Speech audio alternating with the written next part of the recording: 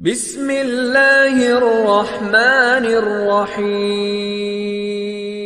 لوگوں کی باتیں پتھروں کی طرح ہیں، ان کو پیٹھ پر لادو گے تو یہ پیٹھ ٹوٹ جائے گی۔ ان کو اپنے قدموں کے نیچے ایک سیڑھی بنا لو تو ان پر چڑھ کر بلند ہوتے جاؤ۔ آپ نے اللہ کو کیسے پہچانا؟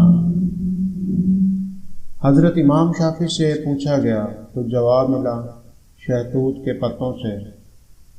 جسے بکری کھاتی ہے تو مینگنی بنتی ہے، ہرن کھاتا ہے تو مشک بنتا ہے، اور ریشم کا کیڑا کھاتا ہے تو ریشم بنتا ہے۔ کوئی تو ہے جو ایک ہی شے سے مختلف چیزیں بناتا ہے، اور وہ اللہ کے سوا کوئی نہیں ہو سکتا۔ یہ تمہارا جو نفس ہے، تم اگر اسے خیر میں مصروف نہیں کرتے تو یہ تمہیں شر میں مصروف کر لے گا۔ دل زبان کی کھیتی ہے، اس میں اچھی تخم ریزی کرو۔ اگر سارے دانے نہ اگ سکیں گے تو پک کر ضرور اگ جائیں گے۔ اگر اللہ کے راستے پر خوش قسمتی سے چل پڑے ہو تو تیز بھاگو۔ اگر تیز بھاگنا کسی وجہ سے مشکل ہے تو آہستہ بھاگ لو۔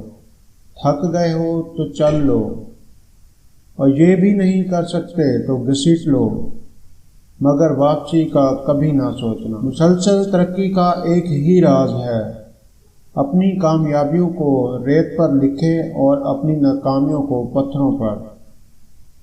سب سے زیادہ جاہل وہ ہے جو گناہ کرتا ہے اور اچھی طرح جانتا ہے اور پھر بھی گناہ کرتا ہے۔ جو تمہیں دوست رکھتا ہے وہ تمہیں برائی سے روکے گا، اور جو تمہیں دشمن رکھے گا وہ تمہیں برائی پر ابھارے گا۔ جو شخص چاہتا ہے کہ اللہ پاک اس کے ساتھ بھلائی کا معاملہ فرمائے تو اسے چاہیے وہ لوگوں کے ساتھ اچھے سے پیش آئے۔ جب لوگ تمہیں تکلیف میں اکیلا چھوڑ دیں تو جان لو کہ اللہ تمہارے کام کا ذمہ خود لینا چاہتا ہے۔